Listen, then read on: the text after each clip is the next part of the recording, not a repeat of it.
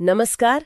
आज हम एक बहुत ही खास शख्सियत के बारे में बात करने वाले हैं जिन्होंने अपनी पूरी जिंदगी दूसरों के लिए, खासकर बच्चों के लिए लगा दी। हाँ, एमी कारमाइकल, आयरलैंड से आई एक मिशनरी जिन्होंने भारत को अपना घर बनाया। बिल्कुल। और आज हम उनके जीवन को, उनके काम को थोड़ा और गहराई से समझेंगे, हमारे पास जो जानकारी है उसके आधार पर। जी, देखेंगे कि उन्हें प्रेरणा कहाँ से मिली, क्या मुश्किलें आई उनके रास्ते में और क्या विरासत वो पीछे छोड़ गई। उनकी कहानी सिर्फ एक कहानी नहीं है, ये समर्पण की मिसाल है। तो शुरू करते हैं उनके बचपन से। 1867 में आयरलैंड में जन्म हुआ, एक ईसाई परिवार में, और वो 7 भाई बहनों में सबसे बड़ी थीं। हाँ, और उनके बचपन का एक किस्सा बड़ा दिलचस्प है। वो प्रार्थना करती थीं कि उनकी भूरी आंखें नीली हो जाएं। अच्छा, ये तो मैंने भी सुना है। हाँ, और मजे की बात यह है कि वो प्रार्थना तो पूरी नहीं हुई, लेकिन बाद में भारत में उनकी वही भूरी आंखें उनके काम आईं। मतलब भारतीयों के बीच घुलने मिलने में थोड़ी आसानी हुई शायद। अरे वाह, ये तो सोचा ही नहीं। मतलब कैसे एक छोटी सी निराशा बाद में एक तरह से मददगार साबित हुई। बिल्कुल। और फिर आया मिशनरी बनने का विचार। हाँ, वो कैसे हुआ? कोई खास पल था? जी, एक उपदेशक थे, उनके शब्द एमी के दिल में उतर गए। उन्होंने कहा, यीशु ने तुम्हारे लिए अपना जीवन दिया, तुम उसे क्या दोगी? ये सवाल तो किसी को भी सोचने पर मजबूर कर दे। हाँ, और बस वहीं से उन्होंने ठान लिया कि जीवन ईश्वर की सेवा में लगाना है। भारत आने से पहले भी उन्होंने आयरलैंड में काम शुरू कर दिया था। शॉलीज के लिए? शॉलीज, वो कौन थी? वो गरीब फैक्ट्री लड़कियां थीं जो शॉल पहनती थी। उनके लिए एक मिशन सेंटर खोला था एमी ने। मतलब सेवा का जज्बा शुरू से ही था। और फिर 1895 में वो भारत आ गईं। लेकिन पहले तो कहीं और जाने का इरादा था शायद। जी, पहले चीन जाने का प्लान था, पर देखिए किस्मत उन्हें भारत ले आई। और यहाँ आकर उन्होंने जो किया वो उस वक्त के हिसाब से, मतलब ब्रिटिश राज में, किसी यूरोपियन के लिए बहुत ही अलग था। अलग?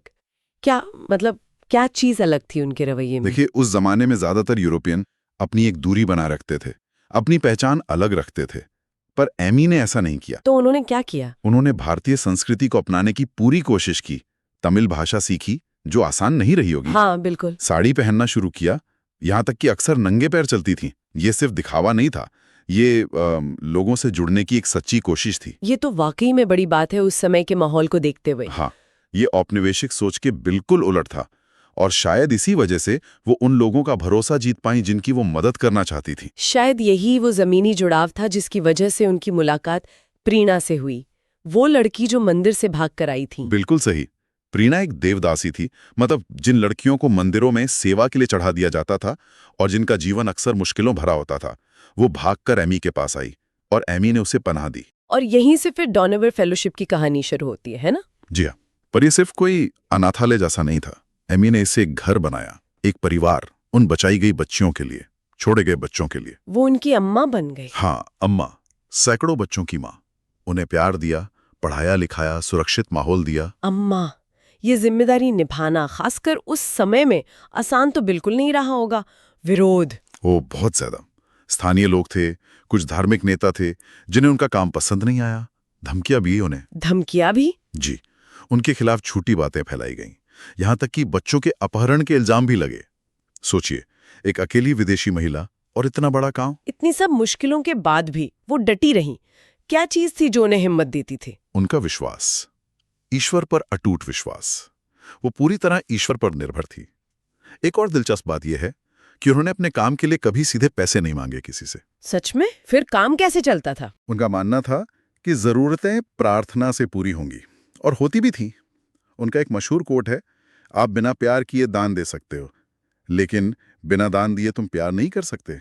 वाह, बिना दान दिए तुम प्यार नहीं कर सकते, ये तो बहुत गहरी बात है। हाँ, ये उनके काम के पीछे की भावना को दिखाता है, निस्वार्थ सेवा। उनके जीवन के आखिरी साल कैसे थे? मुझे याद है कि उन्हें कोई चोट लग गई थी। हाँ, 1931 में एक एक्सीडेंट हुआ, काफी गंभीर चोट आई, और उसके बाद वो करीब करीब 20 साल बिस्तर पर रहीं।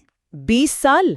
जो इंसान इतना एक्टिव रहा हो उसके लिए तो ये बहुत बड़ी चुनौती थी, लेकिन उन्होंने हार नहीं मानी। उन्होंने लिखना जारी रखा है ना, बिस्तर पर रहते हुए भी। कमाल की बात यही है, बिस्तर पर रहकर उन्होंने 30 से ज्यादा किताबें लिख डाली, ढेरों खत लिखे, कविताएं लिखी। गजब है। उनकी एक प्रार्थना थी, मुझे अपना ईंधन बना, परमेश्वर की ज्वाला बना, और वो सचमुच अपनी सीमाओं के बावजूद एक प्रेरणा की ज्वाला बनी रही। और फिर 1951 में उनका निधन हो गया, 83 साल की उम्र में।